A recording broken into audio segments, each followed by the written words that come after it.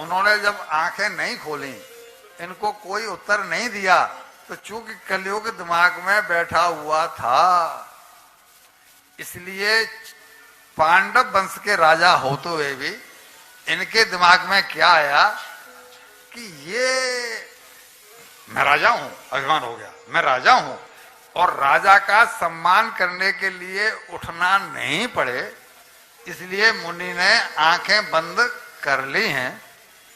मृषा समाधि राहो से झूठ मूठ का ढोंग कर रहे हैं। मृषा मतलब व्यर्थ का।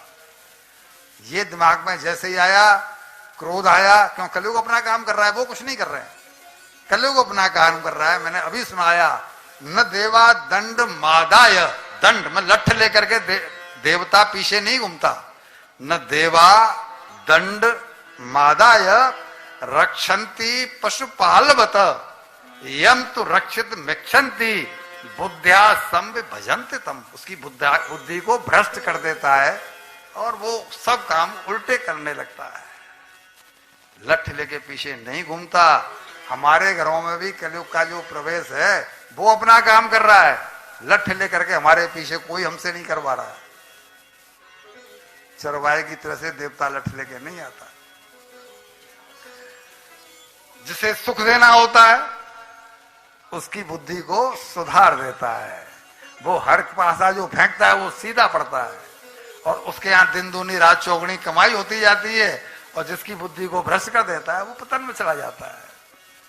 तो इन्होंने इस द्वेष के कारण कि ये ढोंग कर रहा है संत, और उनके गले में एक मृतक सर्प वहां पड़ा था, वो डाल दिया।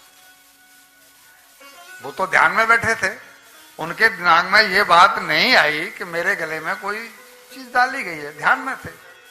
लेकिन वहां जो और ऋषियों के बालक खेल रहे थे, उन्होंने देखा कि परीक्षित ने मुनिवर के गले में मृतक सर्प डाल दिया है, और ये तो वहां से रुष्ट होकर के चले गए। लेकिन इन्होंने जो बच्चे वहां खेल रहे थे, उन्होंने इनका जो बेटा था श्रृंगी, उसको ये बात बता दी कि तेरे पिताजी के गले में और राजा परीक्षित मृतक सर्प डाल के चला गया है। तो इन्होंने वहीं नदी के किनारे पर जहां खेल रहे थे, हाथ में जल लिया और जल को अभिमंत्रित करके श्राप दे दिया कि आज से 7वें दिन तूने मेरे पिताजी के गले में मृतक सर्प डाला है, लेकिन मैं तुझे श्राप देता हूं कि तू जीवित तक्षक नाग के काटने से आज से 7वें दिन तेरी मृत्यु हो जाएगी। क्यों? इति लंघित मर्यादम, उसने तो मर्यादा का उल्लंघन किया है।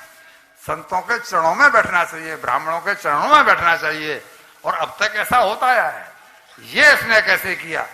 जब ये बताया कि मर्यादा का उल्लंघन हुआ है, तक्षक सप्त में हनी, तो मैं तुझे श्राप देता हूं कि आज से 7वें दिन तेरे को तक्षक नाग काटेगा और तेरी मृत्यु हो जाएगी। ये श्राप मिला, इस बात का परीक्षित को पता नहीं है। परीक्षित जी सर्प डाल करके वापस आ गए, और महलों में, अब मैं जो कहना जा रहा हूं बेटा बहुओं उसे सुनो, अब मैं जो कहने जा रहा हूं, जैसे ही वो अपने महलों में आए और उस मुकुट को उतारा, तो क्या हुआ? बोल बोल बोल बहू बोल। कलयुग का असर खत्म हो गया। मुकुट को जैसे ही उतारा, कलयुग का असर। तो मैं और क्या कह रहा हूं आपसे, और मैं क्या कह रहा हूं, जैसे ही मालूम पड़ा कि अरे मैं तो बहुत बड़ा अपराध करे आया हूं। पांडव वंश में ऐसा राजा कभी नहीं हुआ जिसने संतों का हमेशा सेवा की है, संतों के चरणों में शीश झुकाया है, और मैं तो घनघोर अपराध है ये तो पांडव वंश के ऊपर कलंक है। और ये ईश्वर से प्रार्थना करने लगे, प्रभु अगर मैं मर गया, मेरी मौत आ गई, तो मैं तो पापी बन करके जाऊंगा, और पापी व्यक्ति को नरक में जाना पड़ेगा।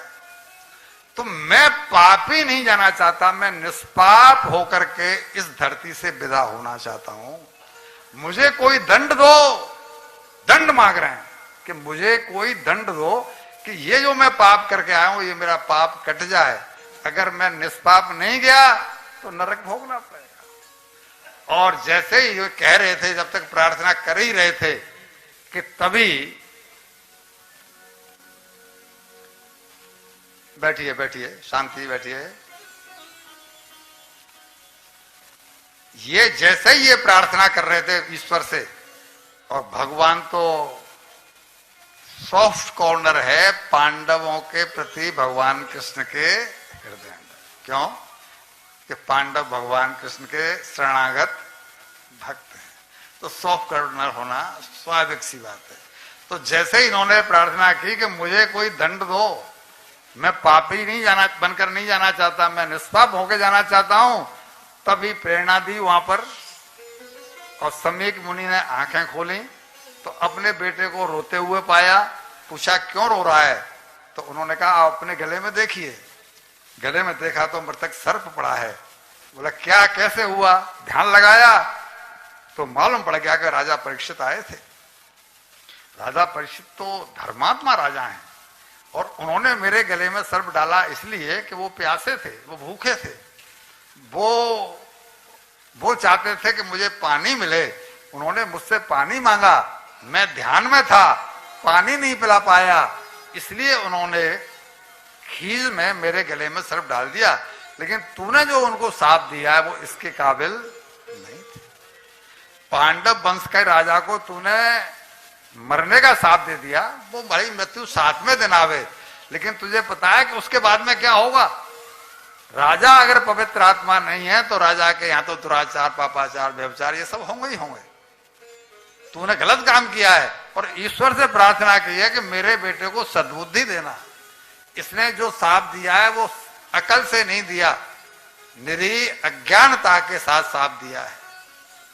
इधर ये कह रहे हैं कि भगवान मेरे बेटे को अकल देना, उधर वो कह रहे हैं कि भगवान मुझे कोई दंड दो जिससे कि मैं निष्पाप हो जाऊं। जब ये प्रार्थना कर ही रहे थे तभी समीक ऋषि ने भेजा एक अपने शिष्य को कि जाकर के परीक्षित को सावधान करके आओ।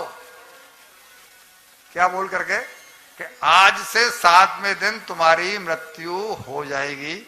तुमको मेरे बेटे ने शाप दिया है कि तक्षक नाग तुमको डसेगा, आज से 7वें दिन तुम्हारी मृत्यु हो जाएगी।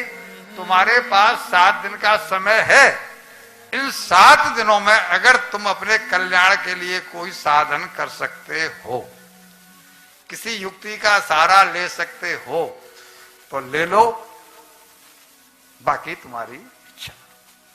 और जैसे इनको जिन्होंने ये सुना उसने आकर के बताया कि मेरी 7वें दिन मृत्यु हो जाएगी, तो इन्होंने बचने का कोई प्रयास नहीं किया।